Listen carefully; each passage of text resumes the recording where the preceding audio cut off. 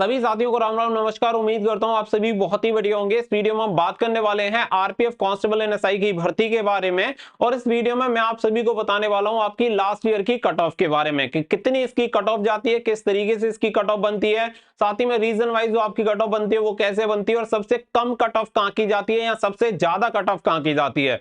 तो cut off से related आपको हर एक जानकारी इस वीडियो में देखने के लिए मिल जाएगी। तो आप इस वीडियो को लास्ट तक ध्यान से जरूर देखें ताकि आप सभी को पूरी इंफॉर्मेशन मिल जाए। और वीडियो पसंद आए तो प्लीज वीडियो को लाइक शेयर करके चैनल को सब्सक्राइब कर लें और बेल आइकन पर प्रेस कर लें ताकि फ्यूचर में आने वाली हर एक अपडेट का नोटिफिकेशन आपको सबसे पहले मिलता रहे। साथ ही में जो बच्चे आरपीएफ कांस्टेबल की तैयारी कर रहे हैं उनके लिए प्रीवियस ईयर की सॉल्व पेपर बुक यहाँ पे आप सभी को मिल जाती है अग्रवाल एग्जाम कार्ड की। आप सभी को बता दें कि सभी प्रीवियस ईयर के पेपर्स आप सभी को यहाँ पे देखने के लिए मिल जाते हैं। इसका सबसे बड़ा बेनिफिट ये है कि आपको क्या पढ़ना है क्या नहीं पढ़ना है, इससे आप सभी को ये पता चल पाता है कि आपसे एग्जामिनेशन में क्या पूछा जाना है। इसके अकॉर्डिंग आप लगा सकते हैं और अपना एनालिसिस कर सकते हैं कि आप एग्जामिनेशन को क्वालिफाई कर सकते हैं या नहीं कर सकते हैं।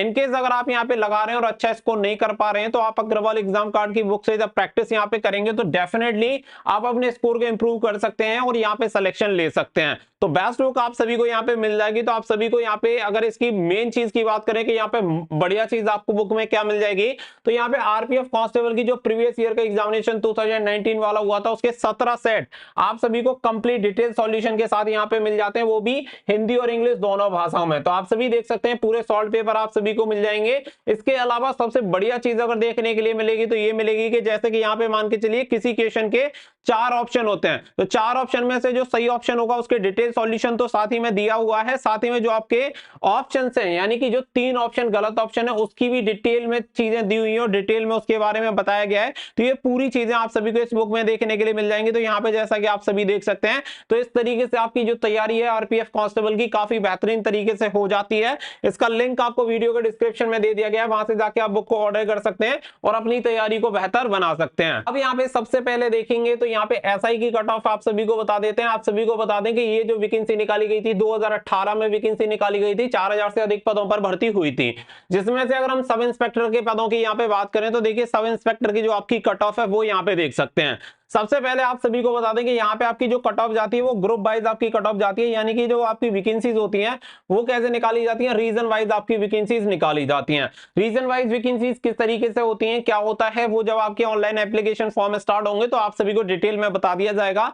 वैसे आपका जो डायरेक्टिव 65 जो जारी हुआ नोटिफिकेशन उसमें भी ये जानकारी दी गई है। अब अगर यहाँ पे आप देखेंगे तो देखिए यहाँ पे मेल एंड फीमेल दोनों की कट ऑफ अलग अलग देखने के लिए मिल जाएगी।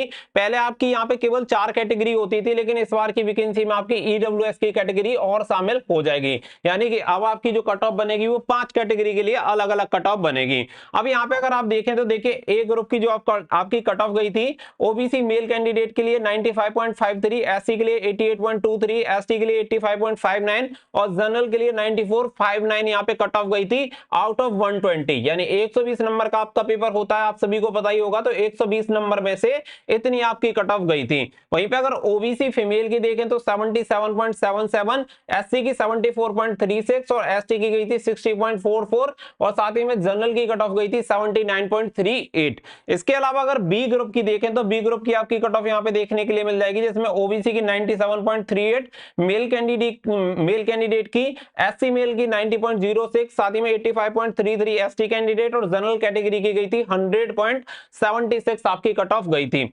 अगर हम फीमेल में बात करें तो फीमेल की ओबीसी की 81.36, एससी की 74.22, साथ ही में एसटी कैटेगरी की 64.22, साथ ही में जनरल की कट ऑफ गई थी 87.12। अगर आप यहाँ पे आप सी ग्रुप में देखेंगे तो सी ग्रुप की जो आपकी कट ऑफ गई थी ओबीसी मेल कैंडिडेट की 92.63, एससी कैंडिडेट की 84.15, एसटी कैटेगरी की 81.45, जनरल की देखेंगे तो 94.02 और साथ ही में यहाँ पे फीमेल ओबीसी की 75.82, एससी कैंडिडेट की 66.32, एसटी कैंडिडेट की 62.87 और जनरल कैटेगरी में 79.43 आपकी कट ऑफ गई थी। अब ये ग्रुप का लफड़ा क्या है वो भी मैं आपको बता दूंगा। अगर डी ग्रुप आप देखेंगे तो OBC male candidate 97.75, SC category में 88.49, एसटी कैटेगरी में 87.67 और जनरल कैटेगरी में 99.95 आपकी कट ऑफ गई थी। इसी के साथ अगर आप ओबीसी में देखेंगे फीमेल कैंडिडेट की तो 84.45, एससी फीमेल की 72.92, साथ ही में एसटी फीमेल की 72.49 और जनरल कैटेगरी की 87.42 आपकी कट ऑफ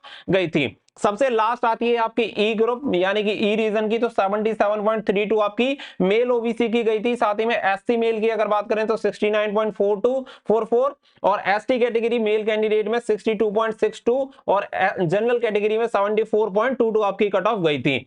ओबीसी अगर फीमेल की देखेंगे तो 46.92, साथ ही में एससी कैटेगरी की 38.67, एसटी कैटेगरी की 40.81, साथ ही में जनरल कैटेगरी की आपकी 42 कट ऑफ गई थी। अब आप एक चीज यहां पे नोटिस करेंगे तो सबसे कम कट ऑफ आपको कहां पे देखने के लिए मिलेगी, जो आपकी ई ग्रुप की कट ऑफ है। एसआई की मैं बात कर रहा हूं तो ई ग्रुप की सबसे कम कट ऑफ आपको यहां पे देखने के लिए मिलेगी, जहां पे जनरल की कट ऑफ मात्र आपकी 74.22 कट ऑफ गई है। इसी के हिसाब से अगर आप बी रीजन की देखेंगे तो बी रीजन में आप देख सकते हैं 100 से भी ऊपर आपकी कट ऑफ गई थी। तो इसके अकॉर्डिंग आप ये समझ सकते हैं कि कहां की कट ऑफ आपकी सबसे ज्यादा जाती है और कहां की कट ऑफ सबसे कम जाती है। इसके अकॉर्डिंग भी आप इसके लिए फॉर्म अप्लाई कर सकते हैं। तो 120 में से आपकी कितनी कट ऑफ जाती है वो भी यहाँ पे आपको क्लियर हो गया होगा। ये आपकी सब इंस्पेक्टर की जो पोस्ट रहती है इसकी कट ऑफ गई थी। अब अगर हम बात करें कांस्टेबल की, तो कांस्टेबल 2018 की जो वैकेंसी थी इसकी आपकी कट ऑफ है 120 मार्क्स का ही आपका पेपर होता है, तो 120 में से ही आपकी कट ऑफ गई थी। अभी यहाँ पे कुछ इंटरेस्टिंग चीजें आपको देखने के लिए मिलेंगी जिससे कि आपको आरपीएफ के बारे में काफी चीजें क्लियर हो जाएंगी। सेम इसी तरीके से यहाँ पे आपकी जो ग्रुप की वैकेंसी थी वो 6 ग्रुप में थी, ए बी सी डी और ई एफ। तो यहाँ पे अगर आप देखेंगे तो ओबीसी की यहाँ पे वैकेंसी नहीं थी, तो ए ग्रुप की एससी कैंडिडेट की 77.9 कट ऑफ गई थी, एसटी कैटेगरी की 78.32 कट ऑफ गई थी, साथ ही में जनरल मेल कैंडिडेट की 83.82 कट ऑफ आपकी गई थी। अगर फीमेल ओबीसी देखें तो 55.66, एससी कैटेगरी 50.76, एसटी कैटेगरी 50.76 और जनरल कैटेगरी में 57.21 आपकी कट ऑफ गई थी। अगर बी ग्रुप में देखें तो मेल कैंडिडेट ओबीसी कैंडिडेट की 89.26, एससी कैटेगरी में 82.26, एसटी कैटेगरी में 78.68, जनरल कैटेगरी में 89.42। साथ ही में फीमेल ओबीसी देखेंगे तो 54.30, एससी कैटेगरी में 51.39, एसटी कैटेगरी में 51.27, जनरल कैटेगरी में 61.72 आपकी कट ऑफ गई थी। इसके अलावा सी ग्रुप में अगर आप देखेंगे तो 78.26 एससी मेल, साथ ही में एसटी की 77.41 और जनरल कैटेगरी में आपकी 87.32 आपकी कट ऑफ गई थी। और ये जो कट ऑफ मार्क्स आपको बताए जा रहे हैं विद नॉर्मलाइजेशन बताए जा रहे हैं, यानी नॉर्मलाइजेशन के बाद आपके इतने नंबर हुए थे। जबकि आप सभी को ये भी पता है कि यहाँ पे 1/3 की नेगेटिव मार्किंग भी होती है, उसके बाद भी आपकी इतनी हाई कट ऑफ चली जाती है। अभी और इंटरेस्टिंग चीजें आपको देखने के लिए मिल जाएंगी। अगर फीमेल ओबीसी देखें तो 47.37, एससी कैटेगरी 43.91, एसटी कैटेगरी 48.05 और जनरल कैटेगरी 53.38 आपकी कट ऑफ गई थी। इसके अलावा अगर आप डी ग्रुप देखें तो डी ग्रुप को ज्यादा इंटरेस्टिंग है। यहाँ पे मेल ओबीसी कैंडिडेट की कट ऑफ गई थी 120, यानी 120 में से 120, 100% यहाँ पे कट ऑफ गई थी।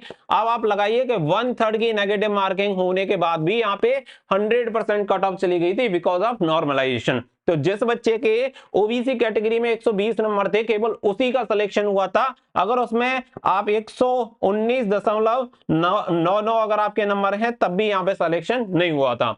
एससी कैटेगरी में 86.15, एसटी कैटेगरी में 82.53, जनरल में 117.83 आपकी कट ऑफ गई थी। ओबीसी फीमेल देखेंगे तो 71.30, एससी कट ऑफ गई थी 58.03, एसटी की कट ऑफ गई थी 64.42 और जनरल की कट ऑफ गई थी 74.75।